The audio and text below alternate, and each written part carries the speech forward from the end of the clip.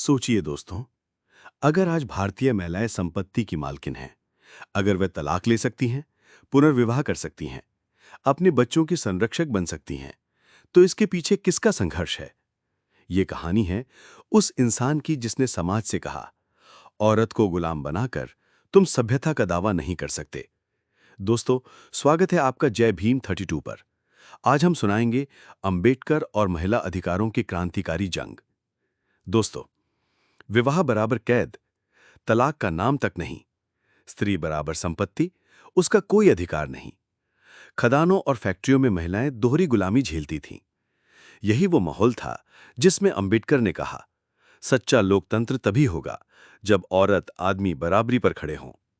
1927 का ऐतिहासिक भाषण, नासिक, 3000 महिलाओं की सभा। अंबेडकर ने गरज कर कहा, मैं किसी भी समुदाय की प्रगति इस बात से मापता हूं कि उस समुदाय की महिलाओं ने कितनी प्रगति की है।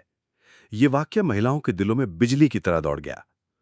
दोस्तों, फैक्ट्रियों में 12 से 14 घंटे काम करवाया जाता था। महिलाओं को आधा वेतन मिलता था। कोयला खदानों में तो हाल और भी बदतर था। अंबेडकर ने माइंस मैटरनिटी बेनिफिट एक्ट लाकर महिलाओं को मातृत्व अवकाश और समान वेतन दिलाया। उन्होंने काम के घंटे घटाए ताकि महिलाएं इंसान की तरह जी सकें। दोस्तों, देवदासी प्रथा का विरोध, जन नियंत्रण और प्रजनन अधिकार की वकालत, ये सब उस समय कहना मानो पितृसत्ता को खुली चुनौती देना था। दोस्तों, अब आते हैं उस लड़ाई पर जिसने भारतीय संसद को हिला दिया, हिंदू कोड बिल।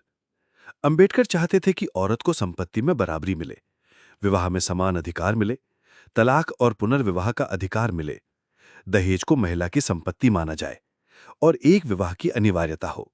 दोस्तों, सोचिए 1940-50 के दशक में ये बातें कितनी क्रांतिकारी थीं। विरोध का तूफान, हिंदू महासभा और धार्मिक नेता गरजे, ये धर्म नाश है। संसद में हंगामा, साधुओं का संसद घेराव, यहां तक कि राष्ट्रपति ने बिल रोकने की धमकी दी। कुछ ऊंची जाति की महिलाएं भी विरोध में उतरी, बोली कि आर्य नारी का सतीत्व नष्ट हो जाएगा।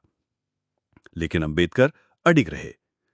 औरत को अधिकार देना धर्म विरोध नहीं, इंसानियत की जीत है।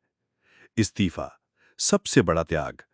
1951, जब लगातार बाधाएं खड़ी हुईं, तो अंबेडकर ने गूंजती आवाज में कहा, मैं सिर्फ इस बिल को कानून बनाने के लिए मंत्रिमंडल में था।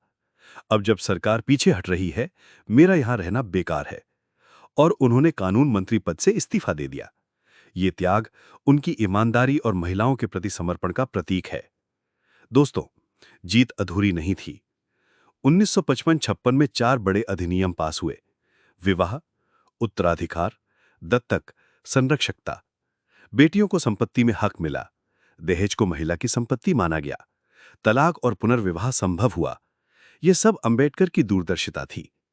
2005 संशोधन, बेटियों को पिता की संपत्ति में बराबरी। 2020 सुप्रीम कोर्ट, बेटी का अधिकार जन्म से है। यानी अंबेडकर की बोई हुई फसल आज भी समाज को न्याय दे रही है। दोस्तों, अंबेडकर सिर्फ दलितों के मसीहा नहीं थे, वे भारत के पहले नारीवादी नेता थे। उन्होंने महिलाओं को अधिकार दिलाने के लिए अपना मंत्री पद तक कुर्बान कर दिया।